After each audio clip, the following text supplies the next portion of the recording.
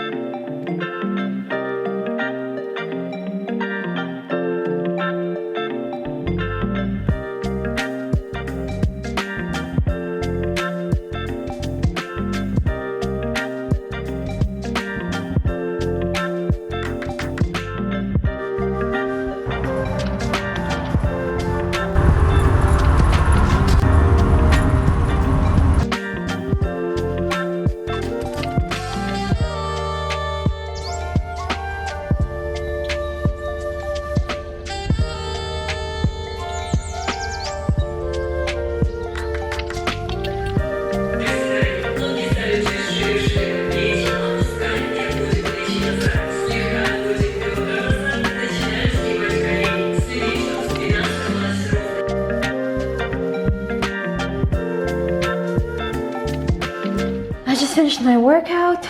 I'm pretty sweaty, so heading to the shower.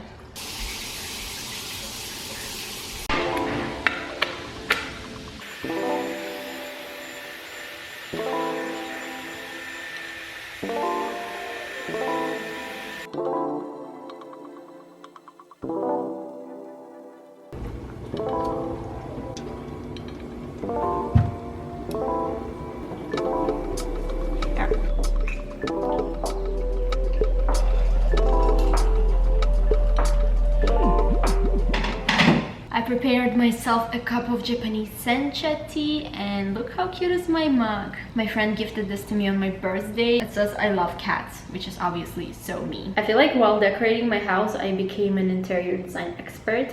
By the way, my mom is an interior designer, so maybe I get it from her. Half of the stuff I have, I actually got from Facebook Market. I feel like it's the best place to shop, especially for vintage furniture, because in the actual stores, it's so expensive, like crazy expensive. And I would invest in those pieces because I love furniture, but not in a rental apartment. Like when I move to my own house, maybe when I get more financially stable, probably, but not right now. So I try to make it cool, but at the same time not too expensive, because I don't want to spend all my money on furniture, obviously. But I'm pretty happy how it turned out. I'm definitely gonna show you once everything is fully finished. I still have some stuff that I need to get, like carpet for the living room area, some chairs, side tables, some vases, candles, lamps, and yeah, basically that's it. I'm also very into organizing stuff, and I hate when something doesn't have its specific place or is not in the designated place. It just drives me crazy. So yeah, there's some areas that are not well organized yet, so that's something I need to work on as well. Otherwise, it's pretty cute.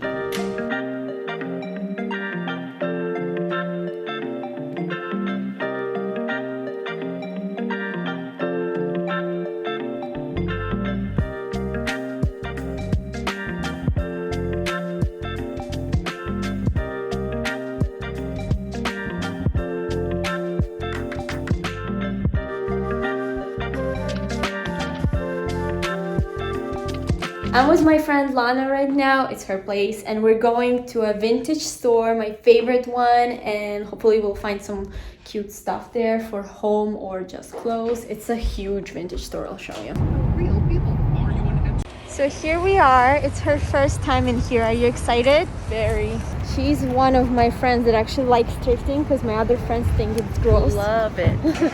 So this is the entrance. Look how much stuff there is. I feel like you need like a whole day to actually walk through everything. I'm mostly looking for home decor, and let's see what we're gonna find in here. This is kind of cute. I don't know, I'm feeling it.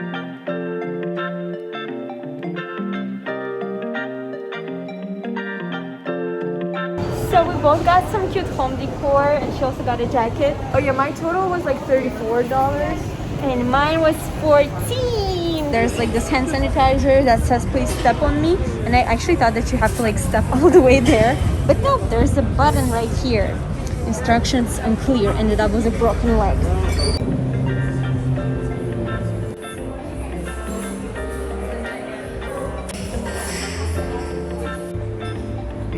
We came to Zinc to have a lunch, and it's so cute here. I love downtown Lake.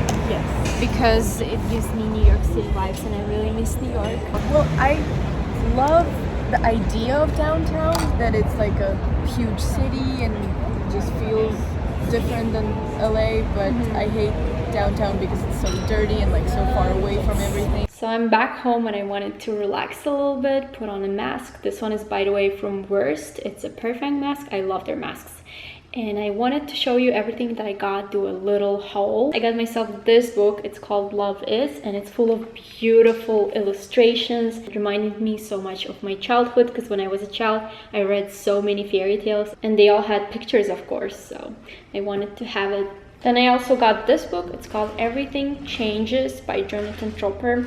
Honestly, I don't know what's this book about. I bought it just for the sakes of the color, because it's just plain white book, and I wanted to decorate my shelves with it. And I know this sounds very shallow, and I promise you that most of the books I own I actually read. Just this particular one is not one of them, but if you guys read it and you think it's really good and you recommend me to read it, then maybe I will. I'm just very picky about books that I'm reading. I'm not a big fan of fiction or like romance books. I do kind of like detectives and like mystery books. And I also love self-care books, of course, and books about psychology, and of course classics. Like one of my favorite books is Anna Karenina, also Pride and Prejudice. Even though they are romance books, I think they're just beyond that, you know. So basically, I don't like plain romances. So like something modern that is purely about love, like Twilight. I'm not a big fan of that, or 50 Shades of Grey. And then I also got myself this candle holder. I love the color of it. I think it's gonna match my decor so much. And then I got this, I think, candy holder. I'm not sure what this is, but it's definitely gonna be a jewelry holder for me. Look how cute it is. I'm gonna put it to my side table.